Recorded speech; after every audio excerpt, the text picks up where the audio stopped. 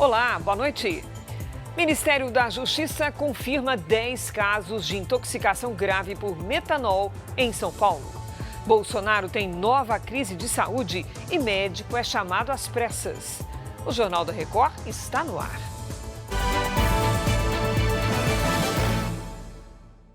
Oferecimento Bradesco e Agro. Isso que é dupla raiz. O ex-presidente Jair Bolsonaro passou mal agora à noite e foi atendido por um médico em casa. A Jaqueline Frison atualiza para a gente o estado do ex-presidente. Oi, Jaque, boa noite. Oi, Cris. Muito boa noite para você, para todos que estão conosco. Bolsonaro teve uma grave crise de vômito causada por soluços. O médico da família foi chamado e avaliou que não havia necessidade de levar o ex-presidente até o hospital. O filho, Carlos Bolsonaro, publicou há pouco que mais essa crise passou e tudo voltou ao controle. Segundo a família, foi a crise mais intensa que ele enfrentou até agora. Bolsonaro já tinha passado por atendimento médico há 2 semanas em razão de soluços e vômitos, quando precisou ser levado para um hospital particular. Bolsonaro também retirou lesões na pele que foram diagnosticadas como câncer, Cris. Obrigada, Jaque. Em visita a Bolsonaro nesta segunda-feira, Tarcísio de Freitas disse que vai ser candidato à reeleição ao governo de São Paulo. Sou candidato à reeleição. A presidente? Não, a reeleição. Reeleição em São Paulo, como eu tenho dito. O governo federal estabeleceu um protocolo diante dos casos de intoxicação por metanol em bebidas alcoólicas adulteradas em São Paulo. A reunião extraordinária coordenada pelo Ministério da Justiça contou com a participação de diversas áreas do governo para definir medidas imediatas. A Secretaria Nacional do Consumidor vai emitir um alerta aos PROCONs de todo o país com orientações voltadas a fornecedores e consumidores sobre a segurança na comercialização e no consumo de bebidas alcoólicas. O Ministério da Agricultura e Pecuária está levantando informações para a adoção das medidas necessárias e para avaliar ações de fiscalização. O Ministério da Saúde monitora a situação junto ao Estado de São Paulo e reforça os protocolos para os casos suspeitos. A recomendação é para que pessoas com sintomas como tontura, dores abdominais e visão turva após o consumo de bebidas procurem imediatamente um serviço de saúde.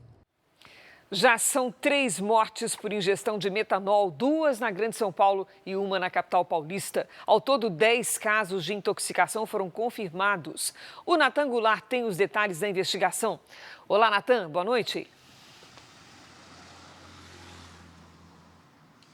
Oi, Cris, boa noite para você e boa noite a todos. A Vigilância Sanitária e a polícia apreenderam garrafas de destilados que serão periciadas. E olha, um dos locais em que a polícia suspeita fica numa área nobre daqui de São Paulo. Uma vítima que tomou caipirinhas neste estabelecimento apresentou intoxicação e perdeu a visão. O metanol é um tipo de álcool extremamente tóxico usado na indústria. O produto não altera o gosto nem o cheiro da bebida, o que dificulta a identificação. A falsificação de bebidas pode estar ligada a uma ação do PCC. Cris? Obrigada, Natan. O presidente Lula vetou o trecho do projeto aprovado pelo Congresso que altera a lei da ficha limpa. O texto mantinha os 8 anos de impedimento para concorrer a cargos eletivos ou assumir funções públicas, mas passaria a contar a partir da cassação e não do fim do mandato ou do cumprimento da pena. O veto vai ser publicado no Diário Oficial, mas ainda pode ser analisado pelo Congresso.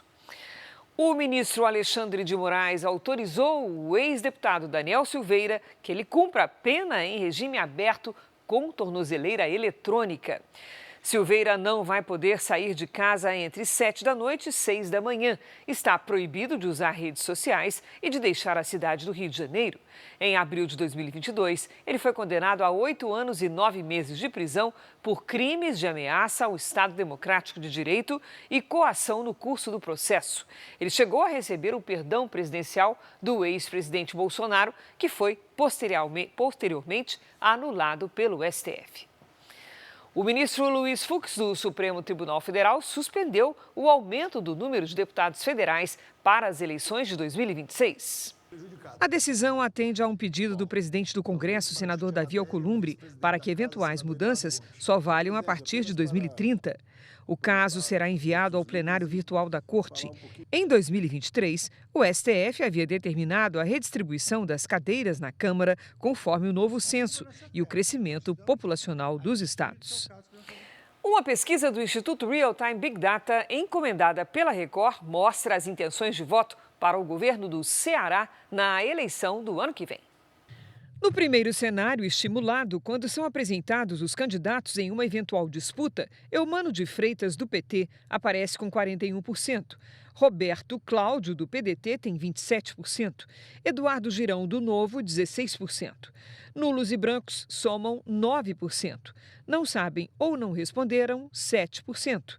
Em uma segunda simulação, Eumano de Freitas, do PT, lidera com 38%. Roberto Cláudio, do PDT, tem 22%. Capitão Wagner, do União Brasil, 17%. Eduardo Girão, do Novo, 12%. 7% votariam nulo ou branco. 4% não souberam ou não responderam. No terceiro cenário, Eumano de Freitas, do PT, tem 38%.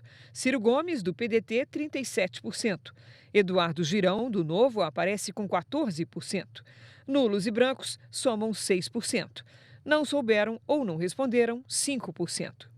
Em outra possível disputa, Ciro Gomes, do PDT, tem 43% e Eumano de Freitas, do PT, 42%. 10% votariam nulo ou em branco e 5% não souberam ou não responderam. Foram ouvidas 1.200 pessoas entre os dias 25 e 26 de setembro. O nível de confiança é de 95% e a margem de erro é de 3 pontos percentuais para mais ou para menos. Pelo Brasileirão, o São Paulo entrou em campo pressionado contra o Ceará após a eliminação na Libertadores e acabou perdendo em casa. Pedro Henrique marcou o único gol da vitória do Ceará por 1-0. O São Paulo volta a campo na quinta-feira para enfrentar o Fortaleza, jogo com transmissão da Record, R7 e Record Plus. Este foi o Jornal da Record. Você fica agora com o programa Entre Linhas. Boa noite, boa terça-feira para você.